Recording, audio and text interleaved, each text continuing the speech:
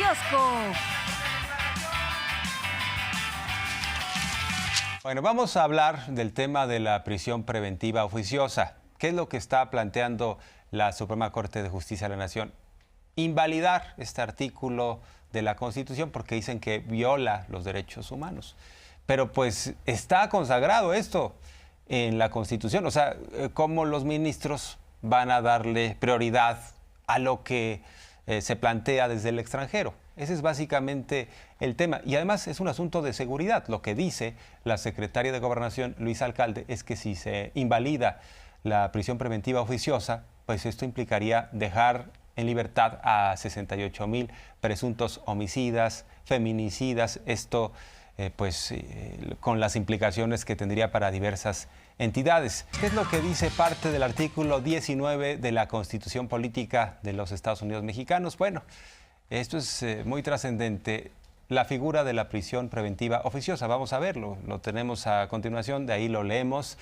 Este párrafo del artículo 19 dice textual: el juez ordenará la prisión preventiva oficiosamente en los casos de abuso o violencia sexual contra menores, delincuencia organizada, homicidio doloso, feminicidio, violación, secuestro, trata de personas, robo de casa, habitación, uso de programas sociales con fines electorales, corrupción, tratándose de los delitos de enriquecimiento ilícito y ejercicio abusivo de funciones, robo al transporte de carga en cualquiera de sus modalidades, delitos en materia de hidrocarburos. ¿Qué quiere decir esto? Que si el Ministerio Público, y ya podemos cambiar ahora sí que ese artículo, ¿qué quiere decir esto? Que si el Ministerio Público detiene a un homicida o a un torturador o a un violador, un feminicida, pues está obligado ese juez a que la persona detenida no sale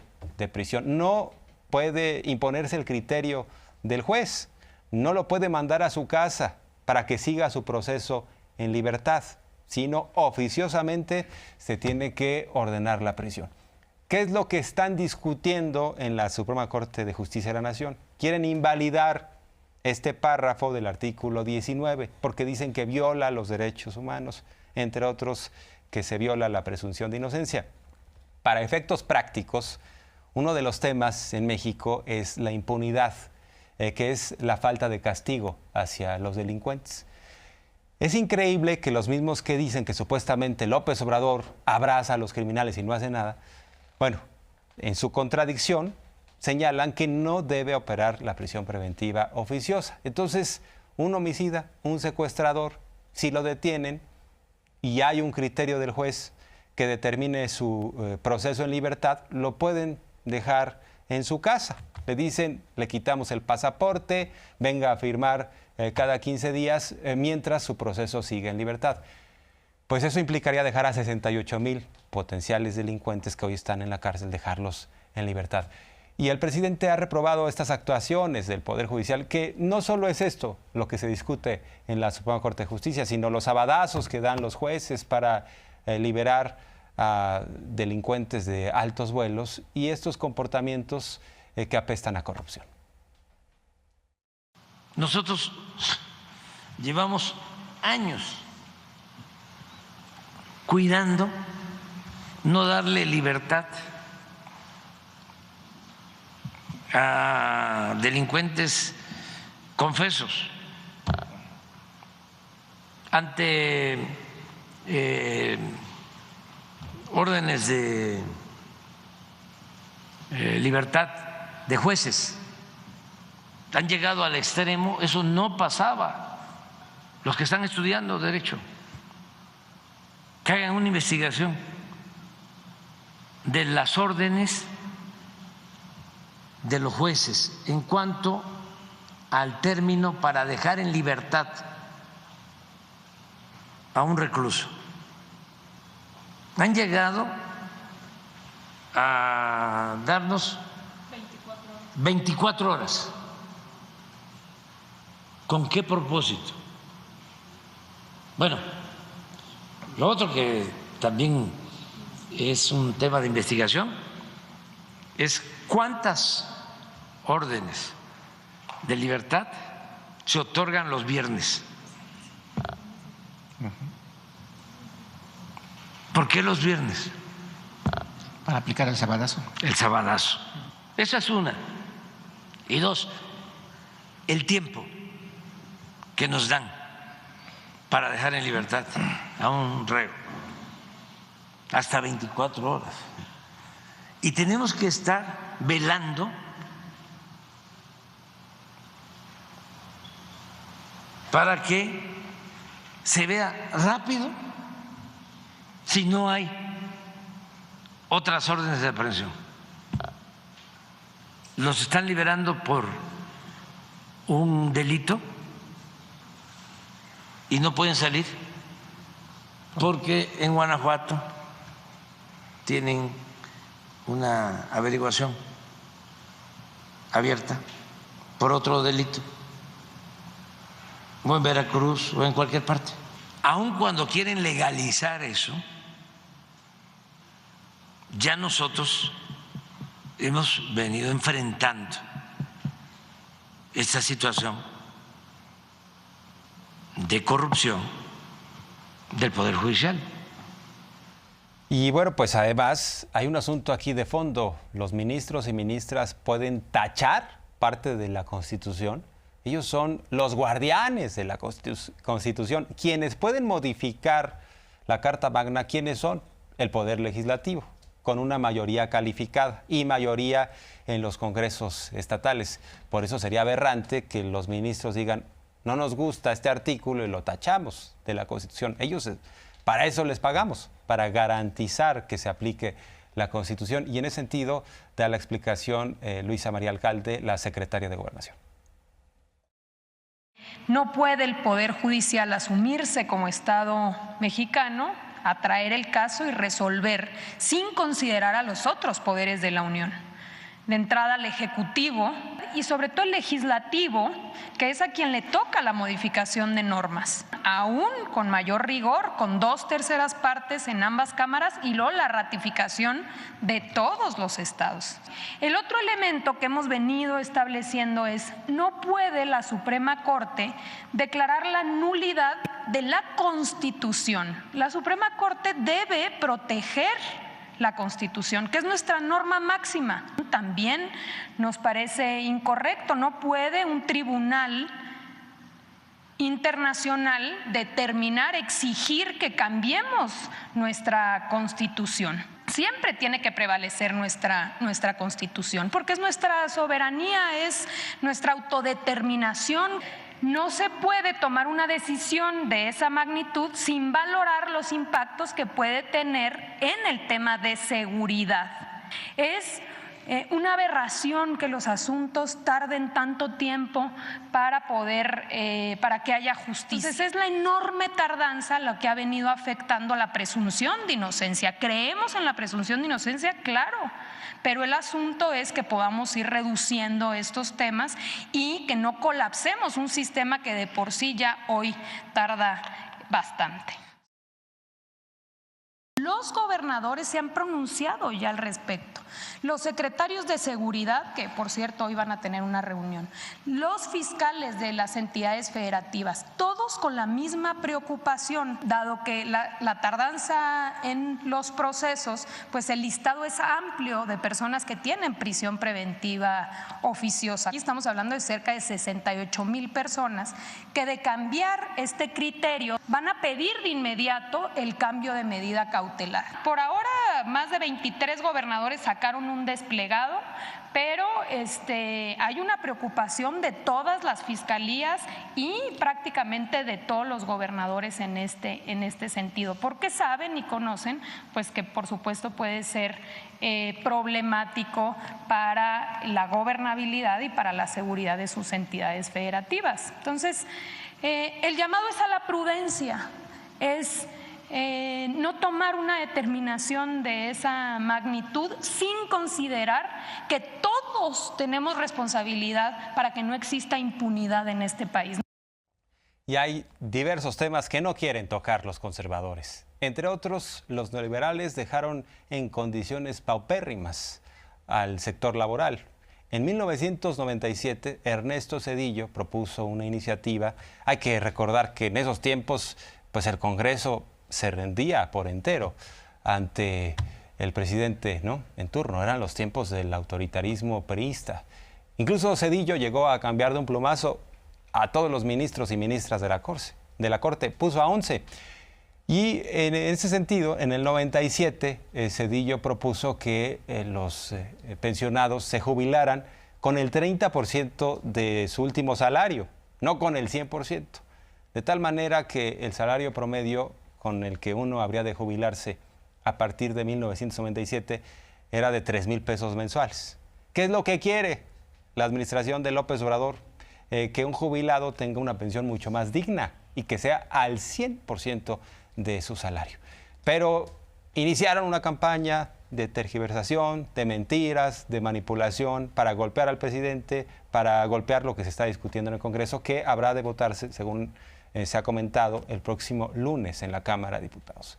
Pero dice López Obrador que no quieren hablar del pasado, no quieren que les recordemos que son precisamente ellos, priistas y panistas, los que avalaron cercenar los derechos laborales, los que nos dejaron en condiciones de deterioro, y ahora supuestamente dicen que el gobierno de López Obrador se quiere robar el dinero de las Afores.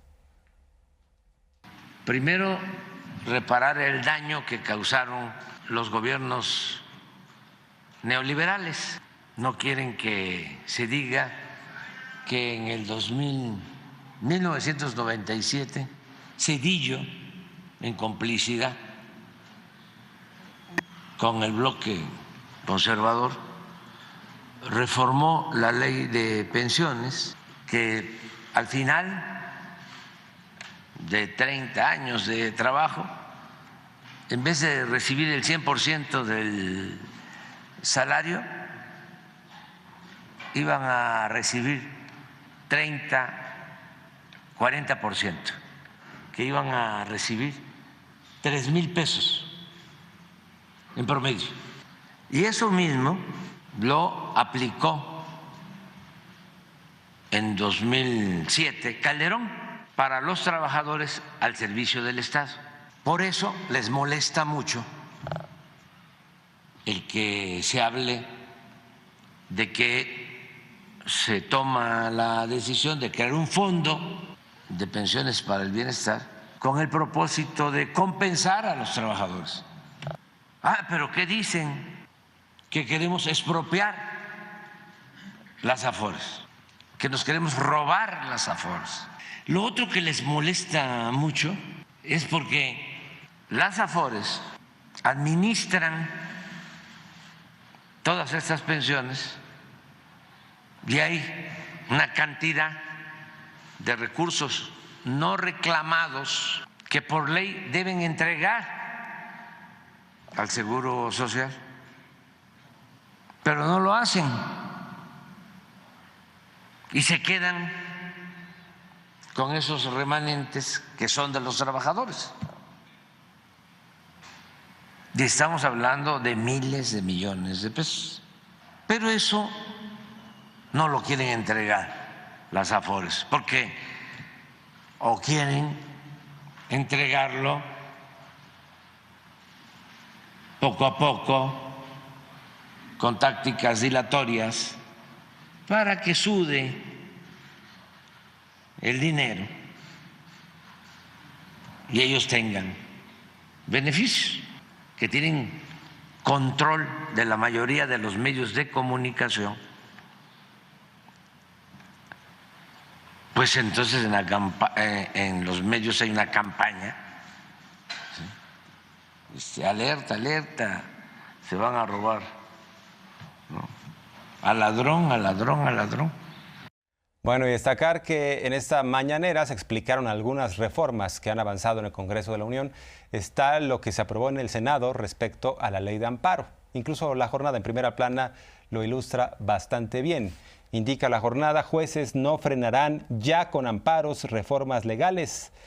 Aprueba el Senado modificaciones que acotan ese recurso. La norma impide dictar suspensiones provisionales sin ir a fondo de los asuntos. Deben resolver primero si el tema objetado es o no inconstitucional, y la oposición advierte que se limitó un derecho de los mexicanos. Entre otras cosas, pues se plantea esto para que no se anden frenando obras con amparos, como fue el caso del aeropuerto Felipe Ángeles, el Tren Maya, ya saben, en alianza con el Poder Judicial, algunos personajes como Claudio X González y compañía fueron a tratar de dinamitar a la 4T, diciendo no queremos esos proyectos y amparo tras amparo. Tuvo que ir librando todo esto la administración de López Obrador y ya con esta reforma aprobada en el Senado que tendrá que discutirse y aprobarse en la Cámara de Diputados, se pondrá precisamente un dique para que no haya freno a este tipo de obras. Es la secretaria de Gobernación, Luisa Alcalde, explicando esto. Con está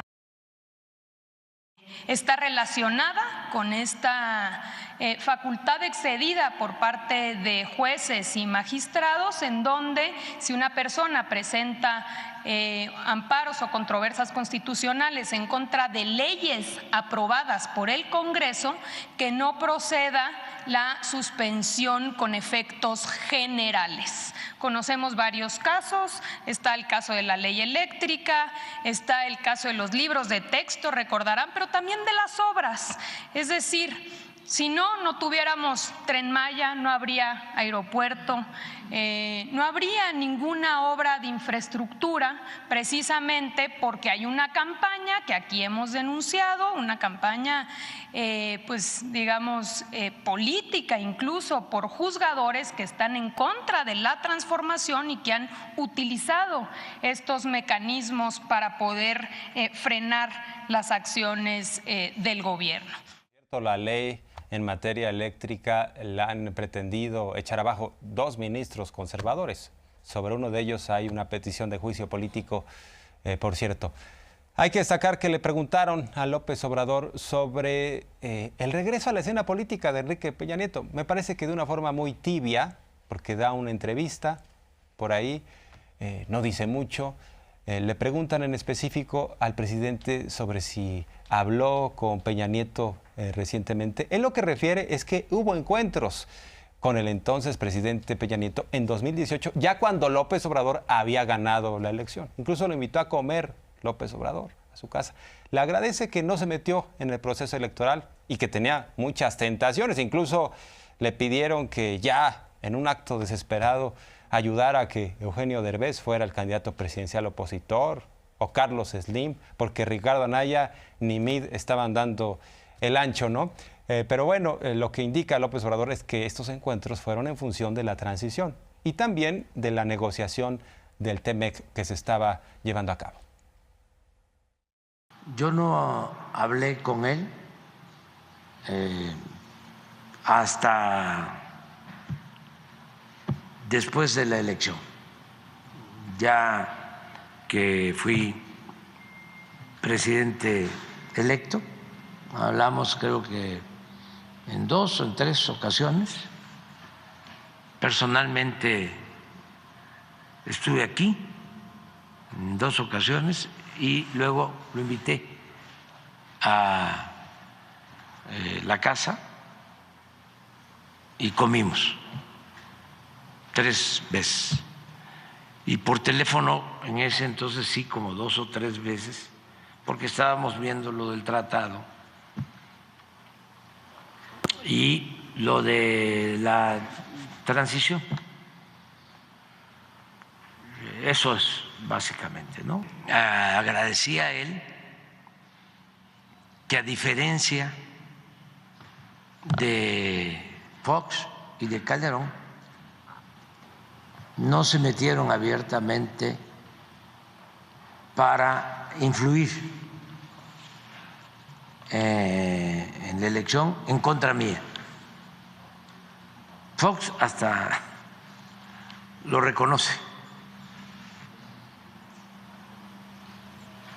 lo ha confesado cínicamente.